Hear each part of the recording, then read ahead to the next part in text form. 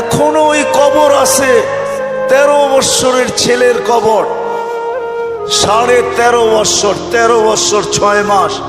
বৎসরে একবার ভারত সাগরের পানিগুলা উপরে ওঠে আর এই কবরের দেওয়ালে যায় একবার টাচ করে, একদিন টাচ করে, আর বৎসরে দ্বিতীয় দিন টাচ করে না। কিতাবি কথা বলতেছিল, আমি জিজ্ঞাসা করছি কমরু আইল্যান্ডে কেন টাচ করে, আমরা বলতে পারবো না। তা আমি বলছি কিতাবি কথা না, আমার বিবেক বলে বৎসরে একবার যখন আসে ভারত মহাসাগর মনে হয় আল্লাহকে বলে, আল্লাহ মদিনা মুনাওয়ারায় যে রওজায়ে আতহারে চুমা খাওয়া আমার পক্ষে সম্ভব না, কিন্তু মুহাম্মদ ইবনে ওসমান ইবনে আফফান, ওসমান রাদিয়াল্লাহু তাআলা আনহুর ছেলে, নামও মুহাম্মদ, ওই ফ্যামিলির সাথে সংযুক্ত, আমার পদদেশে শুয়ে আছে, একবার অনুমতি দে না বৎসরে এই মুহাম্মদের কবরে চুমা খায়, ওই মুহাম্মদের কবরে চুমা খাওয়ার স্বাদ নিতে চাই। আপনি বলবেন এটার প্রমাণ আপনি কি করে দিবেন? আরেক হাদিস দিয়ে প্রমাণ দেওয়া যাবে যেটা সত্য। জাবের রাদিয়াল্লাহু তাআলা আনহু বলেন, আল্লাহ রাসূল ঘুমায় আছে, আমি পাশে বসে আছি, দেখতেছি দূরের থেকে গাছটা মানুষের মতো হাঁটতে হাঁটতে আসলো, আল্লাহ রসুলের মাথার কাছে দাঁড়ায় গেল। দীর্ঘক্ষণ দাঁড়ানোর পরে আবার মানুষের মতো হাঁটতে হাঁটতে নিজের জায়গায় যায় লেগে গেল, বুঝাই যাইতেছিল না ও একবার উঠছে আবার ফিরত আসছে। আল্লাহ রসুল যখন ঘুমের থেকে উঠছে তো আমি বললাম, ইয়া রাসূল আল্লাহ, গাছটা মানুষের মতো হাঁটতে হাঁটতে আসলো, আপনার মাথার কাছে দাঁড়ায় ছিল, দীর্ঘক্ষণ পরে চলে গেল। আল্লাহ রসুল মুস্কি মুস্কি হাসতেছিলেন আর বলতেছিলেন, ও আমাকে দূর থেকে দেখতেছিল, মন ভরতেছিল না, আল্লাহর কাছে দোয়া করছেন, আল্লাহ আপনার বন্ধু এত কাছে আসছে, একটু অনুমতি দিলে হয় কি আমি একটু কাছের থেকে যায় দেখা আসি মন ভরা। আল্লাহ যদি গাছের দোয়া কবুল করতে পারে, আমার বিশ্বাস ভারত সাগরের দোয়া আল্লাহ কবুল করছেন, নাইলে আল্লাহ ডাকবে আসবে না। আর শুধু নামাজের জন্য তো ডাকে না, নামাজের জন্য ডাকে না, শত জিনিস দেখানো যায়, শত জিনিস দেওয়ার জন্য ডাকে, শত জিনিস। সবগুলাকে একসাথে বলি, নামাজের জন্য আল্লাহ ডাকেন না। আপনার আমার এই ছোট জীবনটা পূর্ণতা লেখা দেওয়ার জন্য ডাকেন, পূর্ণতা লেখা দেওয়ার জন্য। বলবেন এটা কোত্থেকে বার করলেন? হাদিসে আছে, ইদা সালুহা সালুহা সাইরুল আমাল, নামাজ ওকে, জীবন ওকে। আল্লাহ বলে তোর জীবনটাকে পূর্ণতা লেখা দেওয়ার জন্য তোকে মুসল্লায় ডাকতেছি, নাইলে ডাকার প্রয়োজন ছিল না, তোকে কেন ডাকবো? তুই কে? যা হোক, যেটা বুঝাইতেছিলাম, তৃতীয় স্বাধীনতা দিছেন মত আদর্শগত, চতুর্থ স্বাধীনতা দিছেন সোসাইটিগত। সমর্থ থাকলে দুনিয়ার যেই কোথাও বাস করা যায়, কোনো বাধা বিপত্তি নাই। আপনি বলবেন আমার সমর্থ আছে, আমি আমেরিকা বাস করতে পারবো, দেন না, ওদের ব্যাংকে টাকা জমা, বাড়ির থেকে আইসা নিয়ে যাবে। সত্য এটাই। পঞ্চম স্বাধীনতা আল্লাহ দিছেন, মৌত পর্যন্ত যেমন খুশি তেমন চলতে পারো, বিকেনিও পড়তে পারো, 3 কোয়ার্টারও পড়তে পারো, হাফ কোয়ার্টারও পড়তে পারো। আবার যদি সমাজ মাইনা নেয় তো মার পেটের থেকে যেমন আসছে এমনও করতে পারো। নাইলে ইন্দোনেশিয়ার একটা প্রদেশের নাম হইতো না উরিয়ান জায়া, আমি নিজে গিয়ে আসছি এখানে। পাপুয়া গিনির অর্ধেক হলো ইন্দোনেশিয়া, ওইখানে রাজধানী হইল জয়াপুরা, ওই প্রদেশের নাম হইল উরিয়ান জায়া। কি উরিয়ান মানি ল্যাংটা, জায়া মানি জাগা। মানুষ মার পেটের থেকে যেরকম আসে ওরকম কবরে যায়। আল্লাহ বলে কিচ্ছু বলবো না, নাজিরুন কাইফা তা'মালুন, শুধু তাকায় তাকায় দেখতে থাকবো। স্বাধীনতা বেশি দেন নাই, 5টা দিছেন। প্রশ্ন যদি করেন বাধ্য করেন না কেন, ইচ্ছা করলে তো বাধ্য করতে পারেন, সমাজ এরকম হবে। তা আল্লাহ বলে না, বাধ্য করব না। এই জন্য কোরআন বলে, লাউ শাআ আল্লাহ লাহাদাকুম জামিয়া, তোমাদেরকে হেদায়েত দিয়া দিতে পারি, সবাইকে চৌরাস্তায় দাঁড় করায় দিতে পারি। হেদায়েত মানি সোজা করে ফেলতে পারি, সোজা, নড়াচড়ার ক্ষমতা থাকবে না তোমাদের, বিলকুল সোজা করব। লাউ শা আল্লাহ লাজালাকুম উম্মাতান ওয়াহিদা, ইচ্ছা করলে এক বানায় দিতে পারি, এক। দুই কোনো শব্দ তোমাদের সমাজে থাকবে না, সব এক থাকবে। পারে? হ্যাঁ, প্রমাণ? আল্লাহ বলে উনজুর ইলাস সামাই ওয়া ইরতিফাইহা, আকাশ দেখ, উচ্চতা দেখ। উনজুর ইলাশ শামসি ওয়া শুআইহা, সূর্য দেখ, কিরণ দেখ। উনজুর ইলাল বিহারি ওয়া আমওয়াজিহা, সমুদ্র দেখ আর তরঙ্গমালা দেখ। উনজুর ইলাল জিবালি ওয়া ইস্তিকরারিহা, পাহাড় দেখ আর দৃঢ়তা দেখ। উনজুর ইলাল আরদি ওয়া ইত্তিসাইহা, জমিন দেখ আর প্রশস্ততা দেখ। আমি যদি বিজ্ঞান দিয়া বুঝাইতে চাই, দুনিয়ার বিজ্ঞান বলে সূর্যের পিছে নাকি জমিনটা দৌড়াইতে থাকে ৬৬,০০০ মাইল পার ঘন্টায়। কত কত? আর গড়তে থাকে পার ঘন্টায় ১,০০০ মাইল। এই জন্য আমাদের দিন রাত ২৪ ঘন্টা, পার ঘন্টায় ১,০০০ মাইল। ২৪ ঘন্টায় একবার প্রদক্ষিণ হয় ঘুরা, যার কারণে ২৪ ঘন্টায় দিন রাত। আচ্ছা, যেটা ঘন্টা ১,০০০ মাইল গতিতে চলে, ওটার উপরে বসে আছেন, তো বসে আছেন কি করে? আমাকে যুক্তি দিয়া বুঝান না, বসে আছেন কি করে?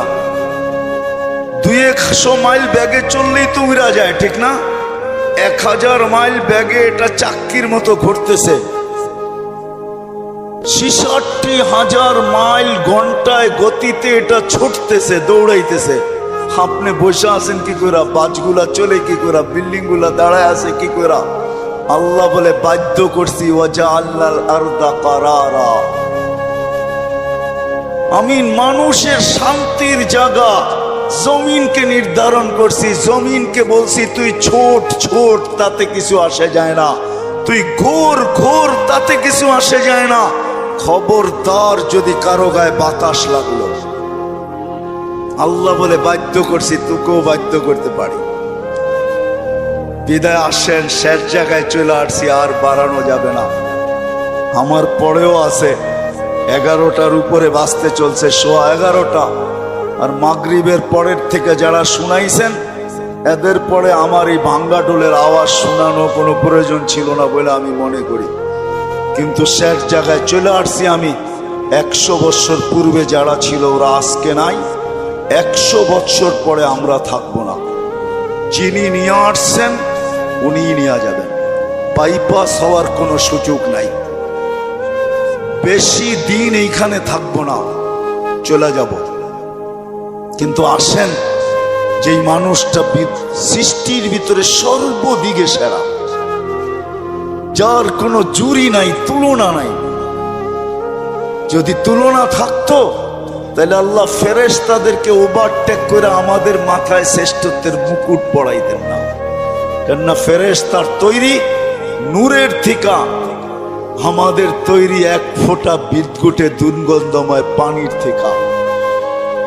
ফেরেশতা নাফরমানি করার কোনো ক্ষমতা নাই, আর আমরা নাফরমানি ছাড়া থাকতে পারি না, ছাড়ার কোনো ক্ষমতা নেই। 24 ঘন্টা আমরা নাফরমানি করি, নাফরমানি করাই আমাদের স্বভাব। ওই মানুষটার মাথায় শ্রেষ্ঠত্বের মুকুটটা পড়াইতেন না। ফেরেশতাদেরকে অ্যাবাউট কইরা আল্লাহ আমাদেরকে শ্রেষ্ঠত্বের মুকুট পড়াইছেন। আসেন, শেষ জায়গায় চলে আসছি, চলে যেতে হবে। একটু ভাবেন, এই মজলিসে বসা যে আপনি আর আমি যাব তো বটে, যদি আখিরাতকে বিশ্বাস করেন, মউতকে বিশ্বাস করেন, যদি হিসাব কিতাবকে বিশ্বাস করেন, আর যদি না করেন তাহলে আবার পিছনে যাব। মেসেজ কোরআনে দেওয়া আছে, তোমাকে বিশ্বাস করতে আমরা বাধ্য করব। যেমন এক সময় আল্লাহ বাধ্য করছিলেন, রুহের জগতে যখন ছিলাম, আল্লাহ আমাদেরকে প্রশ্ন করছিলেন, আলাস্তু বিরাব্বিকুম, আমি কি তোমাদের রব নই? ওই দিন কিন্তু স্বীকারোক্তি দিতে বাধ্য ছিলাম, ক্বালু বালা। হায় হায়, যে আজকে বলে গড ইজ নাথিং, ওর রুহ ওই দিন স্বীকারোক্তি দিয়ে আসতে হয়েছে যে আপনিই আমাদের রব। যদিও এখানে আসার পরে ভুলে গেছে, আল্লাহ বলে তোমাকে আরেকদিন বাধ্য করব, তুমি চিৎকার দিবে আর বলবে রব্বানা ইন্নানা আবসারনা ফারজি'না আমাল সালিহা ইন্না লা মুকিনুন। তারপরে আমাদের পক্ষ থেকে চিৎকার আসবে, কাল্লা, কখনো সম্ভব না। তোমার চিৎকার ওই দিন শোনা হবে না, বলা হবে কালুকসাউ ফিহা ওয়ালা তুকাল্লিমুন।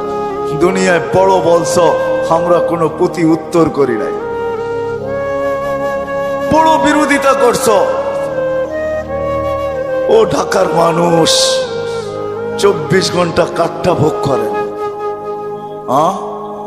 কতটুক ভোগ করেন আর কতটুক আল্লাহকে দিই। এই জন্যই যে বিশ্বাস করে আমাকে মরতে হবে, কবরে যেতে হবে। আখেরাত নামের একটা জিনিস আছে, হিসাব কিতাবের সম্মুখীন হইতে হবে। তার বিবেকের কাছে আমার প্রশ্ন যে তুমি ওই দিনের জন্য কতটুক প্রস্তুত, যেই দিনটা সত্য, যালিকাল ইয়াউমুল হক, কতটুক প্রস্তুত?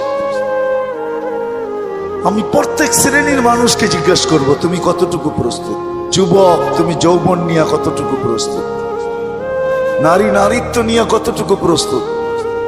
পুরুষ পুরুষত্ব নিয়ে কতটুকু প্রস্তুত? যে যেই ক্ষেত্রে আছে ওই ক্ষেত্রে থেকে কতটুকু প্রস্তুত? যেই যেই পজিশনে আছে এই পজিশনে থেকে কতটুকু প্রস্তুত? কতটুকু আপনি আর আমি প্রস্তুত? যদিও সূর্য প্রতিদিন আমাদেরকে বলতে বলতে ওঠে, আনা ইয়াউমুন জাদীদ, আমি নতুন দিন, আলা আমালিকা শাহিদ, তোমার কর্মের উপরে আমি সাক্ষী। ফাকতানিম, সুবর্ণ সুযোগ মনে করলেন, আউদ ফি হায়াতিকা আবাদা, হতে পারে আর কোনোদিন তুমি আমাকে উদিত হইতে নাও দেখতে পারো। প্রতিদিনের সকালে সূর্য এই চিৎকার দিতে দিতে ওঠে, জমিনটা প্রতিদিন শতবার আমাদেরকে সতর্ক করে, তামশি আলা যাহরি মাসিরুকা ফি বাতনি, আমার পিঠে বিরাজমান, অতি সত্বর আমার পেটে আসবে। আজকে সকালে আমি সিলেট থেকে আসতেছিলাম, কোন এক কোম্পানির বাসে প্রতিশ্রুতি ছিল সুপারভাইজারের সাথে যে আজান যেখানে হবে ওইখানেই থামায়া দিব। আসতে আসতে যদিও শেষ ওয়াক্তে কোনো মতে 4 রাকাত পড়তে পারছি, 4 রাকাত কোনো মতে পড়তে পারছি আর কি। সে তার প্রতিশ্রুতি ঠিক রাখে নাই। কোম্পানির নাম বলবো না, কিন্তু আমি ভাবি যে হায় মানুষ, ব্যবহার করো আল্লাহ। আল্লাহ 24 ঘন্টা আল্লাহটা ব্যবহার করে, এতটুকু ভাবে না যে আমি চলে যাব। আমি কতটুকু প্রস্তুতি নিলাম, কতটুকু প্রস্তুত? বেশি তো চান না, 24 ঘন্টা 1 ঘন্টা চান, বেশি তো চান নাই। বেশি চাইছেন? 32 রাকাত নামাজ পড়তে কতক্ষণ লাগে? 1 ঘন্টা, পার রাকাত 2 মিনিট, 64 মিনিট লাগে। 1 ঘন্টা 4 মিনিট। সারা বৎসরে তো বেশি চান নাই, 12 মাসে একটা মাস চাইছেন। রোজা বেশি তো চান নাই, শতকরা 2.5% চাইছেন, বেশি তো চান নাই। জীবনে একবার হজ চাইছেন, বেশি তো চান নাই। হুকুম আহকাম তো বেশি না। বিদায় আসেন, আমি কথার শেষ জায়গায় চলে আসছি। আসেন আজকে এই মাহফিল থেকে ভাবি যে যেই কোনো মুহূর্তে আমি চলে যেতে পারি। আমার সমাজের মানুষগুলা ভাবা উচিত, যেই কোনো মুহূর্তে চলে যেতে পারি, কিন্তু আমার প্রস্তুতি কতটুকু, প্রস্তুত কতটুকু? কোরআন তো আমাকে মেসেজ দিয়া রাখছে, লা তুসআলুন্না আনিন নাঈম। শোনো শোনো, যা কিছু দিছি, হায় আপনি চোখ দিয়া দেখেন, ছোট একটা চোখ দেখেন, আপনি ভাবেন আমার চোখটা ছোট, এটা দিয়ে তো দেখি, ঠিক না? এই ছোট চোখে 13 কোটি করে 26 কোটি ক্যামেরা ফিট করা আছে। আপনি কোনোদিন ভাবছেন আপনার জিহ্বাটা কত বড় প্যাথোলজি সেন্টার?